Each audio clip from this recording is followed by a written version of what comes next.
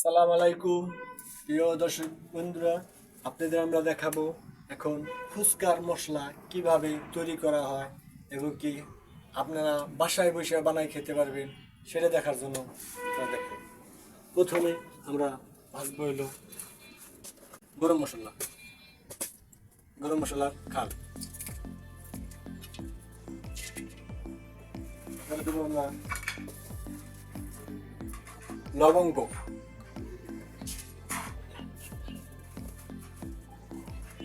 দিব আমরা দারচিনি, দিব আমরা তেজপাতা,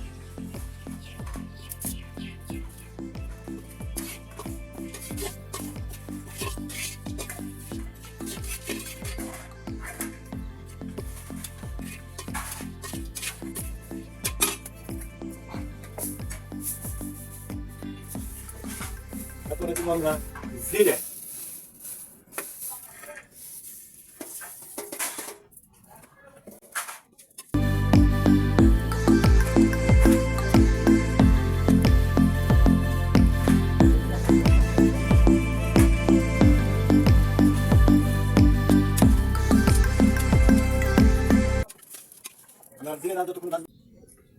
তারপরে আমরা দিব গুঁড়া মুড়ি, এই যে গুঁড়া মুড়ি,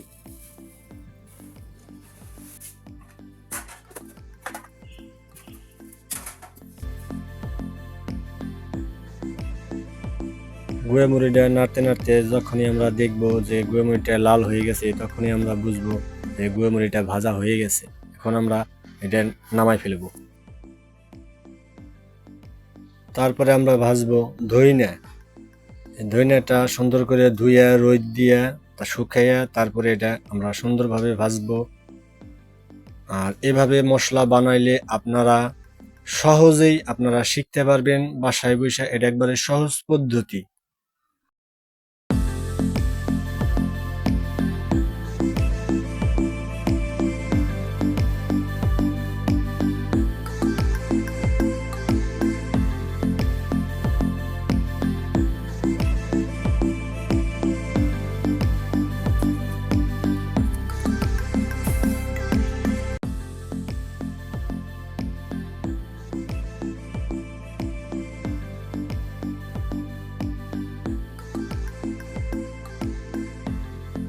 এখন আমরা ভাজবো শুকনা মরিচ।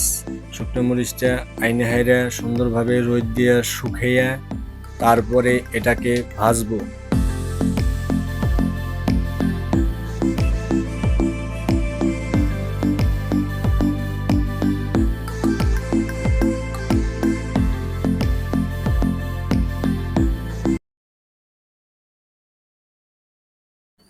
এখন আমরা ভাজা শেষ করে এখন আমরা ব্লেন্ডার করব।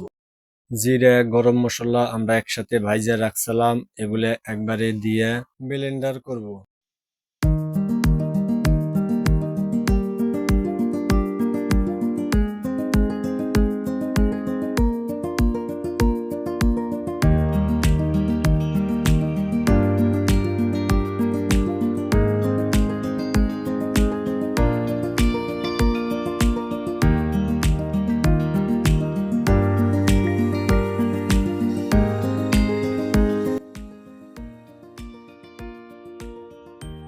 এখন আমরা ব্লেন্ডার করবো ধুইনা। সমস্ত মশলাগুলো একইভাবে আমরা ব্লেন্ডার করব, তারপরে আমাদের জন্য প্রস্তুত হয়ে যাবে। এখন আমাদের ধুইনা চিকন হয়ে গেছে।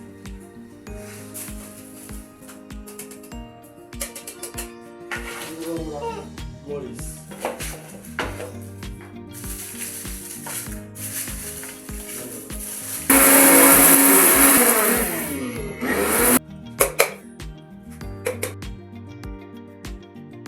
আমাদের সমস্ত ব্লেন্ডার করা শেষ। এখন আমরা জিরা আর ধইনাটা গরম মশলাটা যেটা ফাঁকি করছিলাম দুইটার সাথে অ্যাডজাস্ট করে মিলিয়ে দিব। মিলিয়ে দিলে আমাদের মশলা পুরোপুরি সাকসেসফুল কমপ্লিট। আমরা আপনাদের দেখাবো কিভাবে ডাবলি ডাল সিদ্ধ করা হয়। আমরা ডাবলি ডালটা 7 থেকে 8 ঘন্টা আগে পানিতে ভিজিয়ে রাখবো। ভিজিয়ে রাখার পরে আমরা চুলায় সিদ্ধ বসাই দেবো। সেদ্ধ বসানোর পরে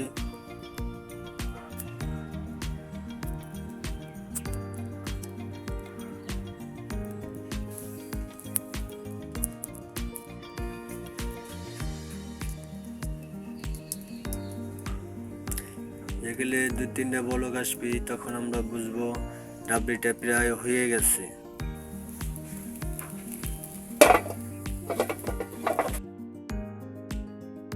এখন আমাদের ডালটা হয়ে গেছে, তার জন্য এখন আমরা গোটা দেব।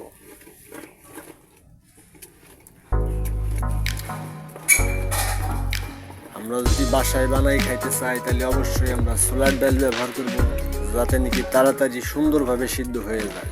ছোলার ডাল কিংবা ডাবরির ডাল কিংবা ডাবরি